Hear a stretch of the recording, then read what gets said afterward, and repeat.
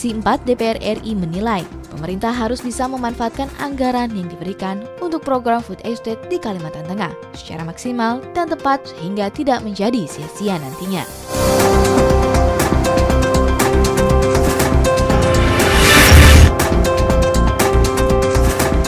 DPR RI mendorong para akademisi untuk terlibat secara aktif dalam proses penelitian dan pembentukan undang-undang untuk menghasilkan undang-undang yang terbaik bagi bangsa dan negara.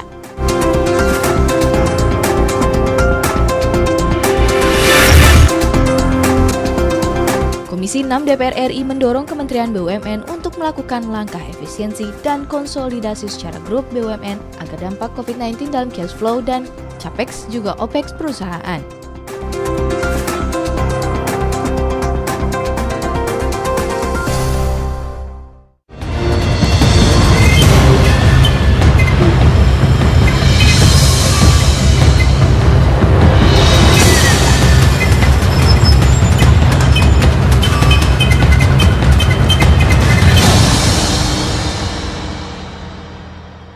Halo, selamat pagi pemirsa. Apa kabar Anda di hari Rabu 11 November 2020? Bertemu kembali bersama dengan saya Suki Abdul dalam Suara Parlemen Pagi. Seperti biasa, informasi seputar aktivitas, dinamika, dan juga kegiatan dari anggota Dewan Perwakilan Rakyat Republik Indonesia akan kami hadirkan ke hadapan Anda selama kurang lebih 30 menit ke depan. Dan pastinya kami dari tim TVR Parlemen selalu mengingatkan pada Anda untuk selalu ingat pesan Ibu untuk selalu menggunakan masker apabila Anda melakukan aktivitas di luar rumah dan juga selalu mencuci tangan dengan menggunakan hand sanitizer maupun juga air sabun. Dan yang terakhir, ini Anda juga harus menjaga jarak ataupun physical distancing apabila Anda melakukan aktivitas di luar ruangan. Dan pastinya nanti kami juga akan menghadirkan informasi seputar topik utama kami yang akan dibahas terkait dengan pengangguran meningkat, konsumsi menurun. Nah, mungkin juga kalau misalnya kemarin sempat ada 118 penerbangan yang didelay akibat kedatangan Habib Rizik, mungkin salah satunya Anda. Dan kalau misalnya hari ini terkait dengan bagaimana hari belanja online nasional pada tanggal 11 November 2020. Kita langsung saja masuk dalam berita pertama. Ini terkait dengan Komisi 4 meminta pemerintah jangan sia-siakan anggaran food estate. Komisi 4 DPR RI menilai pemerintah harus bisa memanfaatkan anggaran yang diberikan untuk program food estate di Kalimantan Tengah secara maksimal dan juga tepat, sehingga tidak menjadi sia-sia nantinya. Kita simak informasi selengkapnya yang berikut ini. Komisi 4 DPR RI menilai pemerintah harus bisa memanfaatkan anggaran yang diberikan untuk program food estate di Kalimantan Tengah secara maksimal dan tepat sehingga tidak menjadi sia-sia nantinya. Wakil Ketua Komisi 4 DPR RI Daniel Johan meminta agar Kementerian Pertanian dapat memaksimalkan penyerapan anggaran untuk pengembangan pelaksana program food estate di Kalimantan Tengah. Daniel meminta ada landasan kuat terkait pelaksanaan program food estate tersebut dan ia menyaksikan keputusan pemerintah tersebut jika hanya untuk mengejar pemenuhan kebutuhan masyarakat di masa pandemi COVID-19 sekarang. Jangan sampai biaya anggaran begitu besar sia-sia, nanti nggak ada produksi, nggak ada hasil. Kalau misalkan bilang kita ingin mengubur COVID, ini food estate tidak dalam rangka COVID, nggak bakal keburu kok. COVID itu harus yang urgent, harus yang sesaat singkat. Persoalan penting dan perlunya food estate, iya. Nah, kita ingin memastikan food estate ini berhasil. Anggota Komisi 4 DPR RI Sulaiman Hamzah berpendapat program food estate tersebut atau lumbung pangan harus ditinjau kembali mengingat pemerintah perlu usaha yang lebih keras untuk menjalankan program ini. Jika melihat dari karakteristik tanahnya, Sulaiman khawatir anggaran yang cukup besar nantinya justru menjadi sia-sia jika salah dalam pelaksanaannya. Daerah situ daerah rawa, tingkat kesulitan pasti tinggi, bisa digunakan tentu butuh biaya tinggi juga. Untuk menghilangkan keasaman tanah saja itu butuh biaya besar. Karena ini program besar dan sudah ditangani beberapa kementerian, saya kira hasil nanti kita akan buktikan bahwa memang kebijakan ini tepat. Nadia dan Kiki, TVR Parlemen melaporkan. Wakil Ketua Komisi 4 DPR RI Daniel Johan ini meminta agar Kementerian Pertanian dapat memaksimalkan penyerapan anggaran untuk pengembangan pelaksanaan program food estate di wilayah Kalimantan Tengah. Daniel meminta ada landasan kuat terkait dengan pelaksanaan program food estate tersebut. Ia menyaksikan keputusan pemerintah tersebut jika hanya untuk mengejar pemenuhan kebutuhan masyarakat di masa pandemi COVID-19 sekarang ini. Sementara itu, anggota Komisi 4 DPR RI lainnya Sulaiman Hamzah ini berpendapat bahwa program food estate ataupun juga lumbung pangan harus ditinjau kembali. Mengingat pemerintah perlu usaha yang lebih keras untuk menjalankan program ini jika melihat dari karakteristik tanah di wilayah Kalimantan. Sulaiman khawatir anggaran yang cukup besar ini nantinya justru menjadi sia-sia jika salah dalam pelaksanaannya. Kita ketahui juga bahwa dalam pengerjaan food estate ini juga ada peran Menteri Pertahanan dan juga kita harapkan nantinya industri pangan ini menjadi salah satu industri yang tidak terkena dampak COVID-19. Ini nantinya bisa menjadi salah satu faktor untuk pendongkrak ekonomi pasca pandemi COVID-19. Kita beralih ke informasi selanjutnya. DPR RI dorong akademisi terlibat dalam pembentukan undang-undang. DPR RI ini mendorong para akademisi untuk terlibat secara aktif dalam proses penelitian dan juga pembentukan undang-undang untuk menghasilkan undang-undang yang terbaik bagi bangsa dan negara. Kita simak informasi selengkapnya yang berikut ini. Ditemui pada acara webinar yang diadakan oleh Pusat Penelitian DPR RI bekerja sama dengan Universitas Pendidikan Indonesia di Bandung, Jawa Barat dengan tema Urgensi Hasil Penelitian dalam Pembentukan Undang-Undang. Wakil Ketua Badan Urusan Rumah Tangga DPR RI, Ahmad Dimyati Natakusuma, berharap agar para ahli dan akademisi dapat meneliti naskah akademik pada rancangan undang-undang secara teliti untuk mencegah kandungan undang-undang yang merugikan masyarakat, sehingga dapat menghasilkan undang-undang yang kredibel dan dapat memenuhi kebutuhan bangsa dan negara. Jadi saya berharap kepada para akademisi, universitas, para guru besar, para ahli, para doktor, betul-betul ikut terlibat dalam hal ini. Karena ini untuk kepentingan bangsa dan negara, baik diminta maupun tidak diminta. Jangan sampai produk yang dikeluarkan akhirnya produk yang akan merusak dan menghancurkan bangsa dan negara ini. Kepala Badan Keahlian DPR RI, Innocentius Samsyul, menyampaikan, sejalan dengan komitmen Badan Keahlian DPR RI untuk menjalankan parlemen yang berbasis penelitian, pembuatan naskah akademik undang-undang diharapkan dapat didasari dengan penelitian yang baik oleh berbagai pihak dengan menggunakan kerangka penyelesaian masalah sehingga dapat mempertimbangkan dampak dan manfaat dari setiap peraturan yang akan diperundangkan. Karena kita berharap agar setiap undang-undang itu melahirkan undang-undang yang disebut undang-undang responsif. Philip Nonet dan Philip Sesnik mengatakan bahwa undang-undang yang bisa mencerminkan kebutuhan dan menjadi solusi bagi persoalan yang dihadapi oleh masyarakat. Ferdian dan Kristio, TVR Parlemen, melaporkan.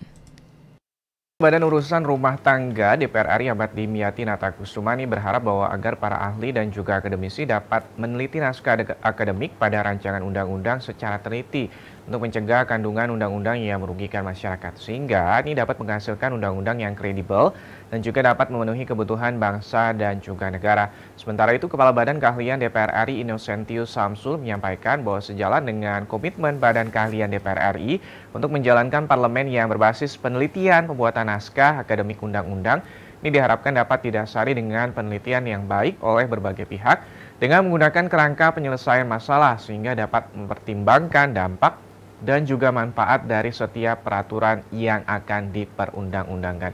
Kita harapkan sekali lagi nanti ada dukungan dari para akademisi dan juga pastinya sejumlah akademisi ini terlibat dalam pembentukan undang-undang yang pastinya disiapkan oleh pemerintah dan juga bersama dengan DPR nantinya bisa menghasilkan undang-undang yang tentunya bermanfaat bagi seluruh masyarakat dan juga nantinya berguna untuk bangsa dan juga negara. Kita beralih ke informasi terakhir pemirsa nih dari Komisi 6 DPR RI yang mendorong BUMN lakukan efisiensi.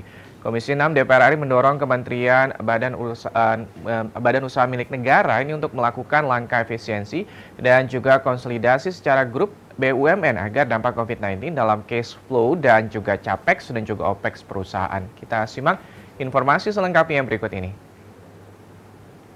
Komisi 6 DPR RI mendorong Kementerian BUMN untuk melakukan langkah efisiensi dan konsolidasi secara grup BUMN agar dampak COVID-19 dalam cash flow dan capex serta opex perusahaan. Ditemui usai memimpin rapat dengar pendapat Komisi 6 DPR RI dengan beberapa dirut BUMN di Gedung Nusantara 1 Senayan, Jakarta, Martin Manurung mengatakan, dari beberapa perkembangan BUMN masih bisa bertahan dengan dampak COVID-19 ini. Namun BUMN harus melakukan efisiensi untuk menekan beban dari dampak COVID-19 bisa lebih minimum. Kami secara intens memanggil seluruh BUMN untuk melihat dampak dari COVID ini terhadap tiap perusahaan atau sektor-sektor terkait. Nah, kalau kami melihat pada rapat hari ini, Sukovindo dan Surveyor relatif lebih bisa bertahan, sementara di Main ID karena memang pasar komoditi itu berbeda-beda untuk tiap spesifik perusahaannya, maka dia bervariasi. Dilanjut anggota Komisi 6 DPR RI, Nevi Zuariana mengatakan, di masa pandemik ini, BUMN harus melakukan strategis bisnis secara global karena seluruh dunia mengalami dampak pandemik COVID-19. Nah, tentu mereka harus melihat strategi bisnisnya. Ya, ini kan kita lihat contohnya dari Antam, dari PTBA. PTBA ini kan dia mengekspor batu bara ke India. Ya, India sedang lockdown. Ya, tentu dia harus memikirkan batu bara yang sekarang sedang melimpah ruah akan dikirim kemana. Ini strategi sebenarnya kan kita bicara masalah global buat BUMN tersebut. Dari Senayan, Jakarta, Mahir dan Dodi, TVR Parlemen melaporkan. Komisi 6 DPR RI mendorong Kementerian BUMN untuk melakukan langkah efisiensi dan juga konsolidasi secara grup BUMN agar dampak COVID-19 dalam hal cash flow dan juga capex dan OPEX perusahaan.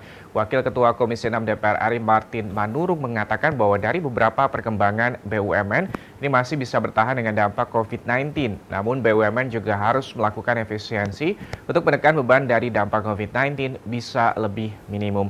Sementara itu, anggota Komisi 6 DPR RI lainnya Nevi Zuarina ini mengatakan bahwa di masa pandemi ini BUMN harus melakukan strategi bisnis secara global karena seluruh dunia mengalami dampak pandemi COVID-19. Kita harapkan sekali lagi sinergitas antar BUMN ini nantinya bisa melakukan efisiensi guna menghasilkan atau juga memaksimalkan potensi-potensi yang ada selama pandemi COVID-19 ini. Pemirsa, tadi sudah kami hadirkan 3 berita pilihan yang sudah disiapkan oleh tim redaksi TVR Parlemen. Kami nanti akan kembali dengan headline surat kabar. Pastikan Anda tetap bersama kami dalam Suara Parlemen Pagi.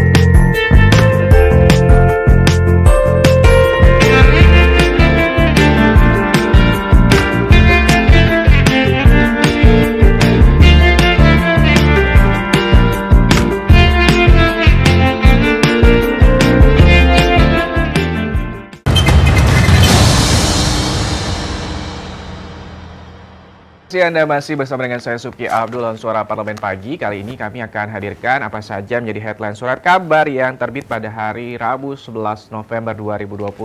Sudah ada harian Kompas ini di sini di mana Presiden Joko Widodo kemarin menganugerahkan gelar pahlawan nasional kepada 6 tokoh karena jasa mereka dalam perjuangan di berbagai bidang untuk mencapai, merebut dan juga mempertahankan, mengisi kemerdekaan serta mempertahankan persatuan dan kesatuan bangsa. Penganugerahan ini juga dari peringatan Hari Pahlawan pada 10 November 2020 yang lalu. Sementara itu di harian surat kabar Tempo ini terkait dengan bagaimana ini industri mengalami atau juga semasa pandemi COVID-19 ini sektor digital jadi incaran para pekerja lepas. Jadi selama pandemi COVID-19 ini banyak sekali mungkin para pekerja lepas atau freelance yang jadi bertambah. Selengkapnya dalam headline surat kabar.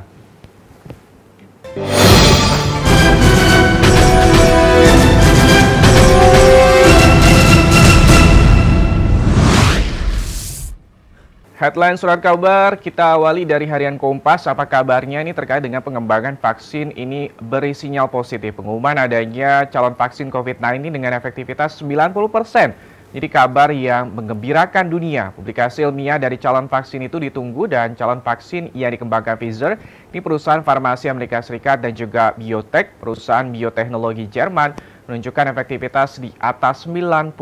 Ini kita tunggu bagaimana perkembangan uji klinis fase ketiga calon vaksin COVID-19. Ini juga ada sejumlah peneliti industri terkait dengan bagaimana perkembangan atau juga pengembangan uji klinis. Kalau misalnya dilihat di harian Surat Kabar Kompas, ini ada sejumlah negara yang masih melakukan perkembangan uji klinis fase ketiga calon vaksin COVID-19. Kita tunggu bagaimana nanti hasil dari vaksin COVID-19 tersebut. Kita beralih ke harian Tempo nih, sektor digital jadi incaran pekerja lepas. Pemangkasan jumlah pekerja akibat COVID-19 memaksa penduduk usia kerja memburu pendapatan tanpa status keterikatan dengan perusahaan. Meski jumlahnya terus meningkat, Ketua Umum Asosiasi E-commerce Indonesia Bima Laga mengatakan tren bekerja lepas alias freelance sebenarnya sudah diminati selama dalam 2 tahun belakangan ini. Dan kalau misalnya melihat dari komposisi pekerja Indonesia per Agustus 2020, ada 203,97 total penduduk usia kerja, ada 138,22 jumlah angkatan kerja, dan juga ada 128,45 bekerja. Sementara itu ada 9,77 juta pengangguran. Dan kita ataupun juga pemirsa bisa membaca harian Surat Kabar Kompas dan juga Tempo secara lebih lengkap di harian Kompas dan juga Tempo pada hari ini Rabu 11 November 2020. Kami nanti akan membahas topik utama terkait dengan bagaimana pengangguran yang meningkat sementara konsumsi menurun. Pastikan Anda tetap bersama kami.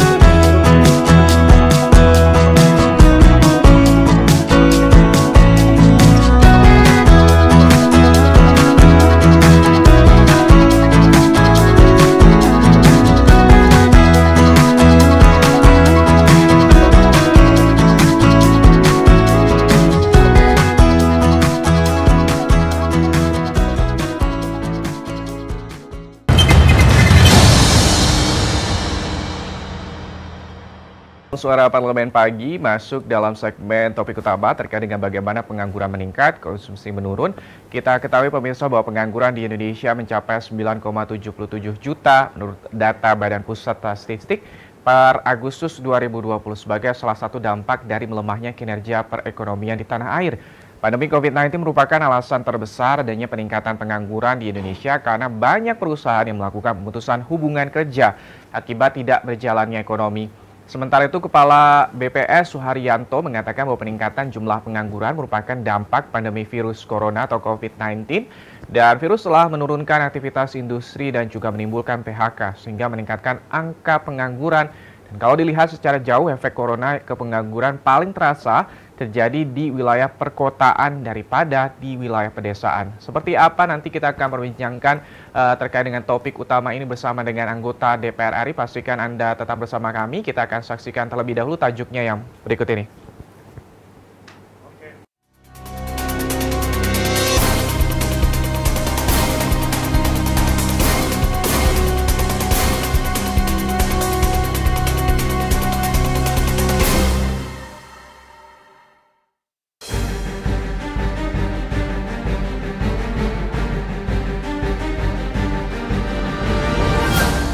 Pengangguran meningkat, belanja minim.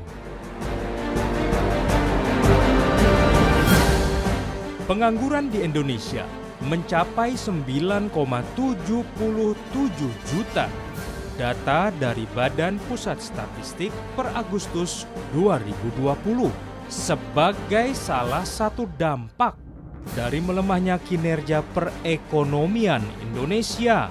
Oleh karena itu, pemerintah harus mengoptimalkan program perluasan kesempatan kerja untuk menciptakan wirausaha baru, seperti program Kartu Prakerja dan program Padat Karya, sebagai salah satu upaya untuk mengatasi pengangguran di Indonesia yang semakin terus meningkat. Hal itu karena pandemi COVID-19 Pemerintah sudah seharusnya melakukan penguatan balai latihan kerja untuk memberikan pelatihan serta menciptakan lapangan pekerjaan baru bagi masyarakat yang disesuaikan dengan situasi dan kondisi saat ini.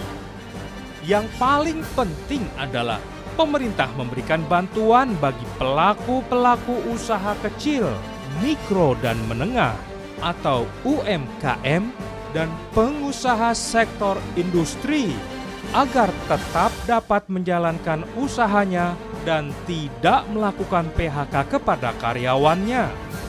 Selain itu, juga pemerintah harus fokus pada penanganan di sektor kesehatan, pengoptimalisasian perlindungan sosial, dan memaksimalkan pemberian stimulus ekonomi yang berfokus pada sektor UMKM dan informal. Mengingat ketiga hal tersebut dapat menjadi langkah untuk mencegah semakin meningkatnya jumlah pengangguran. Karena ekonomi akan plus jika masyarakat memiliki pekerjaan yang berdampak pada penghasilan untuk konsumsi dirinya. Selain itu, pemerintah harus mendorong kelas menengah ke atas untuk belanja agar ekonomi kembali normal.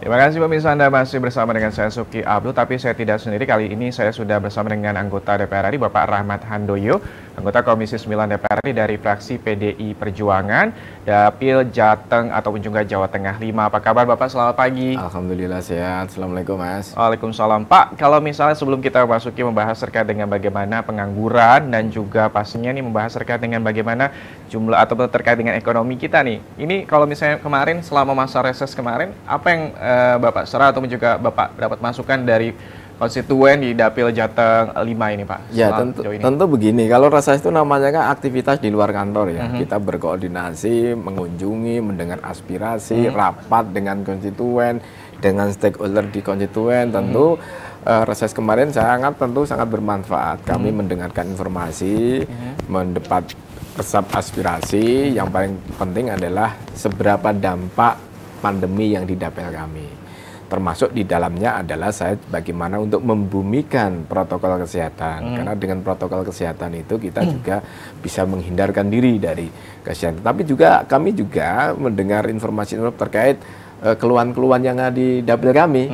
Ada yang Pak kami PHK, Pak kami kesulitan untuk membeli sesuatu untuk kebutuhan pokok, Pak kami kesulitan untuk membeli pulsa anak sekolah untuk internet. Lah namanya parlemen itu kan kadang-kadang sapu jagat ya, sesuatu soal bukan hanya soal di komisi Bapak tidak aja, hanya tapi di komisi, ya, sesuatu kesulitan yang ada di daerah, di dapil itu ngeluhnya, atau ya kami kan sebagai bapak ataupun sebagai wakilnya teman-teman di dapil, jadi sudah sepantasnya ketika ada keinginan, ada informasi, aspirasi, ya berkeluh kesah dengan kami pun juga berterima kasih. Jadi kami mengerti betul apa situasi, apa kondisi yang ada di lapangan. Dengan adanya data yang ada di lapangan itu tentu kami akan koordinasi dengan pemerintah. Jadi cari solusinya seperti apa nih, ini di daerah seperti ini. Termasuk di dalamnya adalah gawe besar hajat kita nasional, pilkada yang akan kita laksanakan Desember nanti, Mas, begitu. Oke, kalau misalnya tadi melihat bagaimana keluhan-keluhan, teriakan-teriakan masyarakat di konstituen Jateng 5. Sejauh ini kalau misalnya apa yang Bapak lihat dari situasi sekarang, kita sudah memasuki reses juga seperti itu, dengan tingkat pengangguran yang BPS keluarkan di Agustus 2020 ada 9,77 juta pengangguran. Kalau misalnya Pak Rahmat sendiri melihat bagaimana sih sebenarnya situasi perekonomian dan juga tingkat pengangguran yang di angka 9,77 juta ini sejauh ini yang Bapak Rahmat Handoyo ini lihat? Jadi begini, kalau bicara pengangguran kan memang fakta ya, tetapi kita tidak berbicara atau sebatas bagaimana itu kok bisa terjadi pengangguran. Kita tentu harus menarik benang merahnya dari pertama itu adalah karena situasi pandemi.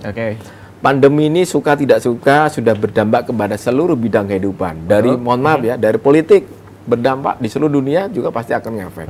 Kemudian dari sosial banyak yang sudah terjadi proses sosial yang karena dampak dari pandemi. Ekonomi juga demikian. Tentu salah satu yang paling utama adalah dari sisi kesehatan. Dari pokok kesehatan itulah memunculkan banyak kekhawatiran-kekhawatiran sehingga memunculkan dampak kepada ekonomi yang begitu dalam. Taruhlah mengapa tadi pertanyaan bagaimana kok pengangguran sedemikian rupa? Ya karena itu tadi, karena ada pandemi, kemudian banyak berakibat kepada kesehatan, banyak kekhawatiran, banyak aktivitas yang terganggu sehingga permintaan produksi barang dan jasa itu kan berkurang. Betul. Otomatis itu dampaknya kepada korporasi, perusahaan. Begitu permintaan barang dan jasa berkurang, otomatis juga produksi dan pemasukan dari perusahaan kan besar kan?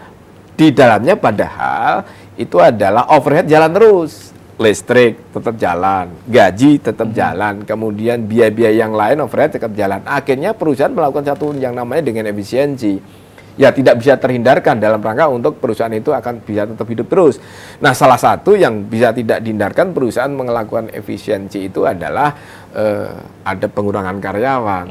Kemudian juga PHK, itu tidak bisa kita hindarkan. Karena kita juga tidak bisa memaksa untuk jangan dong tolong perusahaan Anda tidak memutus PHK. Tetapi kan perusahaan harus tetap hidup terus. Makanya ini fakta yang harus kita hadapi bersama. Dan ini tidak hanya di Indonesia, seluruh dunia mengalami seperti itu. Tinggal bagaimana kita menyikapi. Bagaimana pemerintah, bagaimana masyarakat, bagaimana pelaku usaha untuk menyikapi bersama-sama agar beban berat ini menjadi lebih ringan, lebih bergotong royong. Dengan gotong royong saya yakin ada solusi-solusi. Termasuk di dalamnya adalah bagaimana program pemerintah itu untuk mengurangi beban pengangguran yang sudah di depan mata. Karena memang pada kenyataannya resesi itu sudah tidak kita bisa hindarkan. Triwulan pertama kedua kemarin sudah minus dalam sekali ya, 5,32 kalau nggak salah. Kemudian berikutnya 2 sampai 1 sekian minusnya. Yaitu otomatis kan berdampak kepada investasinya berkurang, bahkan ada penutupan perusahaan. Nah ini yang harus kita sikapi, dan ini kita dorong kepada pemerintah agar membuat satu kanalisasi agar jurang resesi tidak terlalu dalam. Kemudian pengangguran itu dicarikan solusi, kemudian program-program itu juga carikan solusi. Di luar program utama dalam hal ini kesehatan harus tetap maju jalan, karena modal utama atau syarat utama untuk terjadi seperti ini karena disebabkan oleh adanya pandemi itu. Begitu. Adanya pandemi. Tapi kalau misalnya kita juga membahas terkait dengan bagaimana awal-awal pandemi ini kan ada dua pilihan antara kesehatan dan juga ekonomi seperti itu. Tapi akhirnya kan Presiden juga berharap bahwa sebenarnya ekonomi juga jalan, kesehatan juga tetap diutamakan seperti itu ya Pak. Kalau misalnya Bapak sendiri melihat nih Pak, kalau misalnya sejauh ini kalau kemarin kita ngebahas terkait dengan bagaimana anggaran dari PN itu sendiri kan berapa ratus triliun, tapi kalau misalnya kita melihat tinggal 2 bulan lagi ini masih ada kurang lebih 500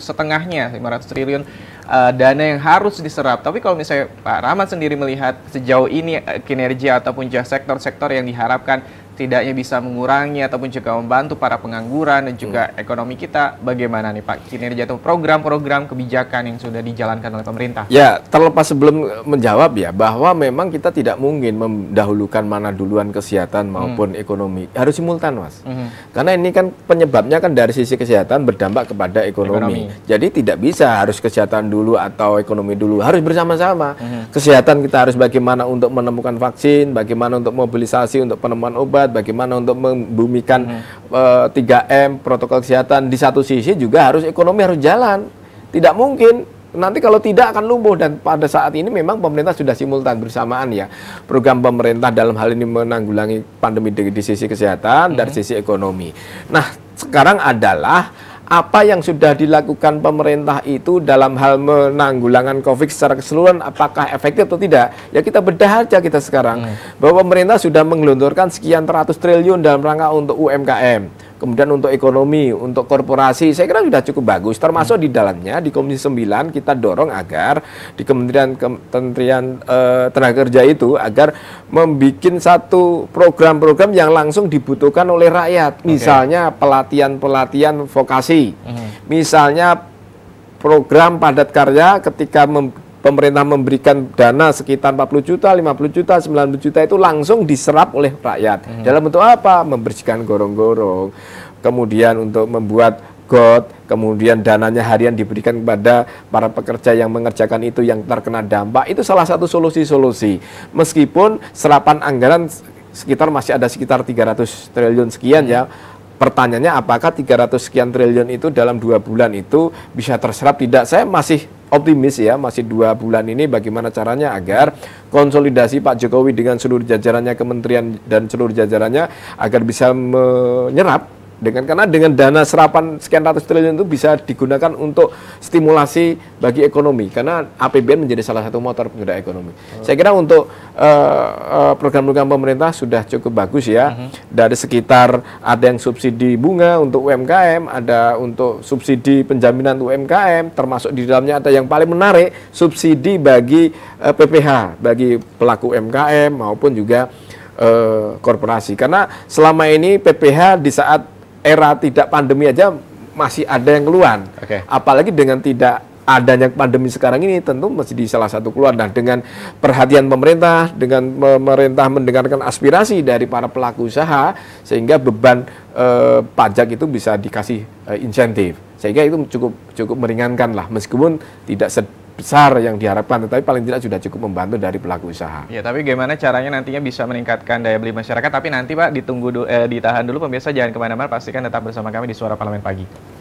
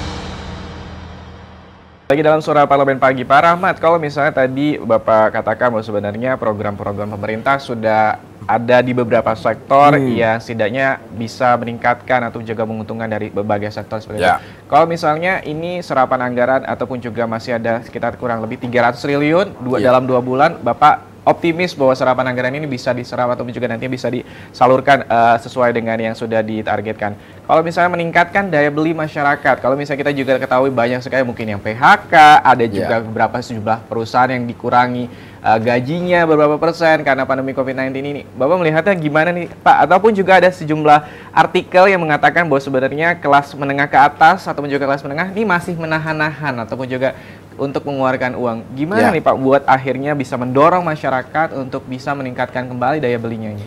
Jadi begini, bahwa meningkatkan daya beli itu adalah harus ada uang dong. Ada uang berarti harus ada investasi kan? Ada lapangan pekerja kan? Ada pekerjaan kan? Begitu ada pekerjaan, ada lapangan pekerja, ada investor masuk, tentu daya beli otomatis akan naik. Tetapi saat ini kan era pandemi, Mas. Era pandemi kita bersyukur tidak PHK, tidak mengalami pengangguran banyak, itu sudah cukup bersyukur. Tapi paling tidak, karena ini adalah era pandemi, kemudian daya beli sangat drastis, kemudian banyak PHK, ya peran negara yang akhirnya mau suka tidak suka, mau tidak mau ya peran negara. Duit dari mana ya? Duit APBN, duit rakyat. Makanya dari sekian ratus triliun itu diperuntukkan 87 sekian triliun untuk ansi kesehatan, yang sekian ratus triliun digunakan untuk pemulihan ekonomi. Nah, karena dengan pemulihan sektor ekonomi itu dalam rangka untuk menciptakan lapangan kerja, membuat program kerja, program aksi yang digunakan salah satunya adalah program-program pelatihan menciptakan usaha, itu dalam rangka untuk penyelamatan pemulihan ekonomi yang otomatis adalah dalam rangka meningkatkan daya beli. Mas, pokoknya kalau sudah ada lapangan pekerja, kemudian ada lapangan pekerjaan, ada dana masuk, saya kira daya beli secara otomatis akan naik. Tetapi selama tidak ada investasi, kemudian tidak ada, ya daya beli mau gimana? Uangnya nggak ada, pemasukan buat rumah tangga tidak ada, gimana mau beli? Cukup untuk makan pun sudah cukup beruntung. Karena banyak di kalangan bawah juga mengalami satu penurunan depresi yang luar biasa. Tetapi kalau tadi pertanyaan statement bahwa apakah kalangan menengah ke atas itu mengalami atau kita pending dulu dananya, enggak juga, Mas. Karena juga perusahaan-perusahaan besar juga mengalami satu stagnasi dan juga mengalami satu solusi-solusi, apakah itu bonus dan yang lainnya juga akan dikurangi. Nah sekarang tinggal pertanyaannya, adakah seberapa efeknya uang negara, uang rakyat APBN itu bisa untuk mengangkat daya beli rakyat. Yaitu salah satu kita dorong agar program padat karya, kemudian pelatihan-pelatihan, kemudian berusaha, apalagi dengan adanya Undang-Undang Cipta Lapangan Kerja ini dalam rangka untuk meningkatkan daya beli, memudahkan investasi, investor masuk, kemudian juga pasti dana akan masuk, otomatis duit masuk ke rumah tangga kan. Nah itu salah satu solusi-solusi. Nah pertanyaannya, apakah 300 triliun sekian akan bisa terserap oleh negara? Ya kita selaku parlemen terus mengawasi dari Komisi 1 sampai Komisi 11, karena semua tersebar di seluruh kementerian ya, komisi ya. Parlemen tentu karena ini adalah sangat dibutuhkan rakyat, karena uang APBN ini menjadi stimulan dari ekonomi rakyat, ya tentu kita dorong agar proses percepatan serapan anggaran itu paling tidak mendekati, meskipun tidak 100% mendekati batasan psikologis biar tercapai target yang diserap. Tapi kalau Bapak Rahmat sendiri melihat ada kesulitan-kesulitan apa sih yang sehingga menyebabkan terkait dengan bagaimana ini serapan anggarannya tidak begitu maksimal atau masih cukup besar seperti itu, Pak? Saya kalau mendengar dari lapangan, karena administrasi saya kira udah banyak dipermudah ya, apalagi dengan Perpu kemarin otomatis seluruh APBN yang berkaitan dengan penanggulangan COVID itu diserahkan kepada pemerintah. Parlemen sekarang tinggal mengawasi saja. Jadi tidak terlalu administrasi, saya kira tidak terlalu bahkan banyak kemudahan-kemudahan ya. Saya kira kalau kesulitan-kesulitan apa ya, saya kira saya belum begitu melihat. Tapi kenyataannya nanti dalam masa sidang pendek ini sampai Desember ini nanti kita akan coba plototin, kita kontrol betul, kita pertanyakan betul, kita dorong betul agar serapan itu sesuai dengan harapan, karena itu sudah ditunggu oleh rakyat. Begitu. Sudah ditunggu oleh rakyat. Kalau misalnya Pak, pertanyaan terakhir, dari Komisi 9 sendiri, apa yang langkah-langkah selanjutnya, rencana-rencana selanjutnya dalam hal ini di Komisi 9 untuk akhirnya bisa mendorong ataupun juga bagaimana nantinya daya beli masyarakat meningkat atau juga bisa mengurangi dampak dari PHK itu sendiri, Pak? Ya, kalau dari Komisi 9 tentunya kan irisannya kan larinya ke ekonomi ya. Akarnya kan dari kesehatan. Yang pertama tupoksi kami dari sisi kesehatan tentu adalah bagaimana agar pengendalian COVID itu harus aman dulu. Dengan cara apa? Membumikan budaya 3M, budaya kesehatan, berpakai masker, menjaga jarak, dan sering mencuci tangan itu menjadi kata kunci agar kita bisa sukses mengendalikan COVID-19. Nah begitu itu, yang kedua setelah kita membumikan 3M, protokol kesehatan, kita coba dorong kepada pemerintah agar menjajaki kemungkinan nanti awal tahun itu akan proses terjadinya vaksinasi itu berjalan optimal, tidak terjadi gejolak karena tidak banyak yang yang divaksin karena skala prioritas, karena vaksinnya terbatas. Nah dari situ baru kita dorong kepada program-program yang kaitannya langsung diperjuangkan dengan rakyat. Salah satunya adalah di Kementerian Tenaga Kerja, kita dorong agar program-program yang sudah digelurkan oleh APBN itu bisa diterima langsung rakyat, bisa terserap habis.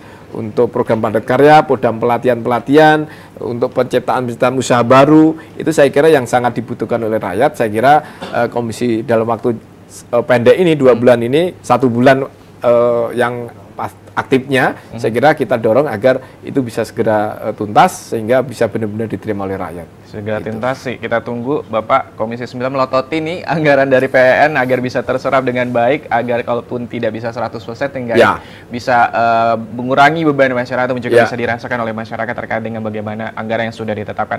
Terima kasih Bapak Rahmat Handoyo, anggota Komisi 9 DPR RI dari fraksi PDI Perjuangan daerah pemilihan Jawa Tengah 5.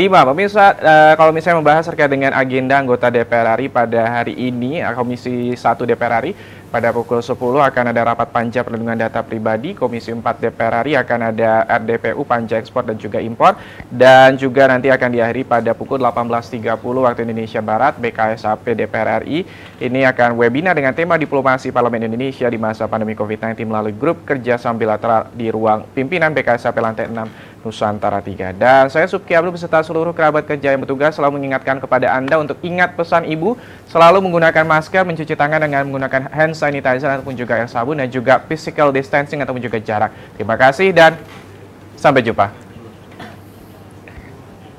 Bapak, terima kasih.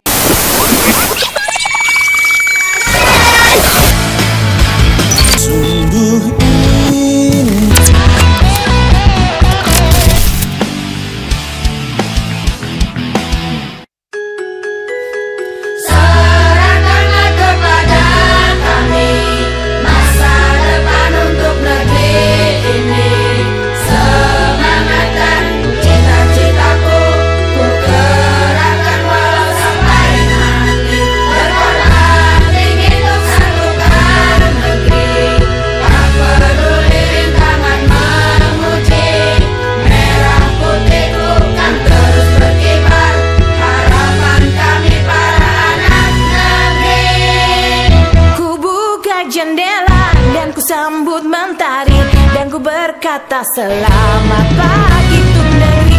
Ku jelang hari ini dan ku sambut dengan pasti. Ku langkahkan kaki dan ku beranjak dari mimpi.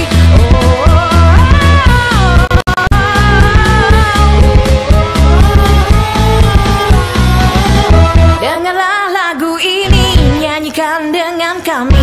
Ku ungkap semua rasa